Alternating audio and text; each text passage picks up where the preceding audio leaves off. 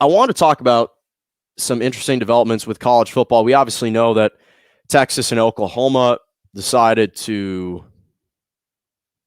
join the SEC.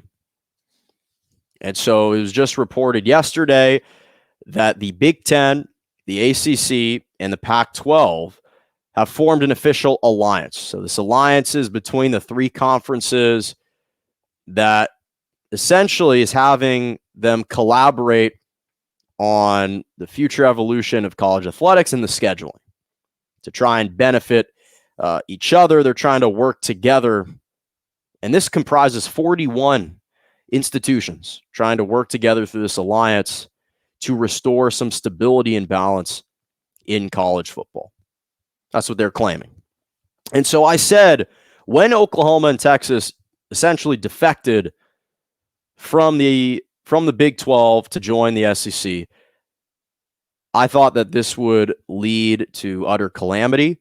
I thought that this would lead to the dissolution, the disintegration, and the demise of the Big 12. And what this alliance does is it further corroborates that sentiment. It further highlights just how destructive what they just did has done to college football. Because this is something that I've mentioned they meaning the Big 12, could never recover from this. I never thought that if they were to lose the bell cows, Texas and Oklahoma, they would never be able to recover from this. I don't really care if you were to ask the best non-Power 5 or FCF schools like a Houston, like a Cincinnati, like a Boise State, like a Memphis, like a UCF. I don't care who you asked to join the conference, that wasn't going to enable it personally to survive, which is why I believe that this alliance highlights that. Because if you look at this alliance and who comprises this alliance, the Big 10, the ACC, and the Pac-12, who are the two conferences that aren't a part of this? Oh, I don't know. It's the SEC and the Big 12. Okay.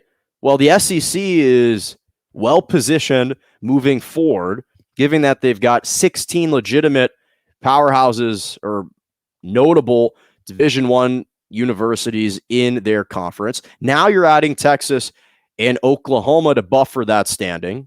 And so the only other conference that hasn't been mentioned so far is the Big 12. They've been the last one out.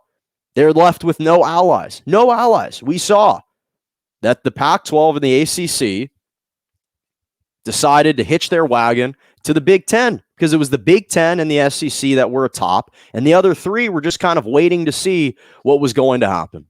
And so I just think that this divide and this schism that's been created has been further perpetuated by this decision. Because again, I'm not saying that the alliance itself is inherently a bad thing, because obviously it's in response to Texas and Oklahoma basically seceding from the Big 12 to go join the SEC. That's what caused, though, this alliance to be formed, was these two schools joining the SEC. So it just threw off the balance of power. And so the thing is, when you look at it at face value, you say to yourself, well, for the Pac-12 and the ACC, this is great. This is actually pretty good, because they were kind of at the bottom of the totem pole, just ahead of the Big 12 when it comes to revenue, right? Behind the Big 10, behind the SEC, you've got the Pac-12 and the ACC.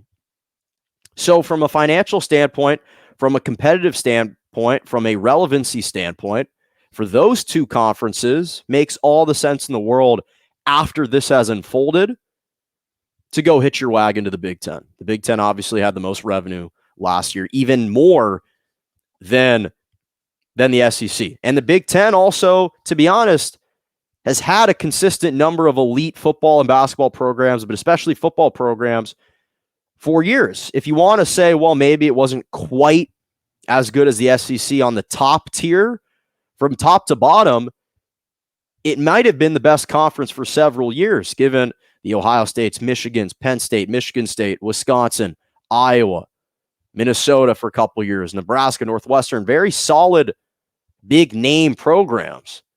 And so from a basketball perspective, sure, the Pac-12 and the ACC were fine. They were relevant.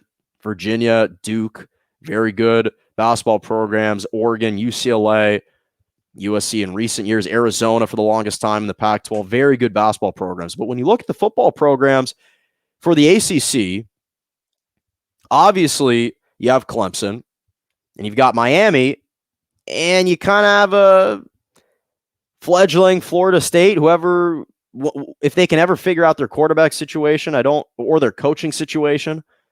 So they haven't been able to stand up.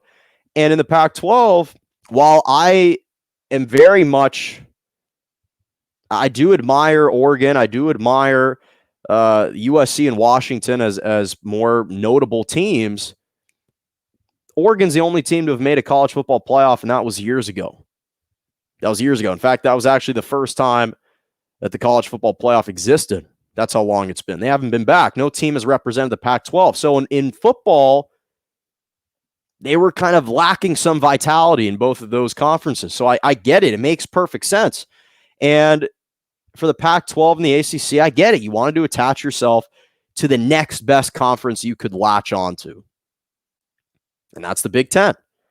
But again, this is kind of just an insurance plan because it kind of protects the backs of the ACC and the Pac-12 where, I guess it protects the Big 10 a little bit too, to be able to structure your schedule so that you guys, those conferences can remain relevant. But again, I'm not wanting to bash this alliance, but what I do think is that this alliance is an unfortunate byproduct of Texas and Oklahoma leaving. And so once again, the real odd man out is the Big 12. And I said they wouldn't be able to recover from it. I don't think they're going to recover from it. And if anything, this alliance further corroborates that. And now they're trapped and they're stuck in quicksand.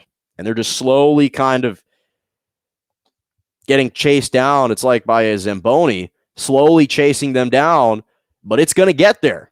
It's going to clean up all the ice on the ice rink. It will get there. The Zamboni does that eventually.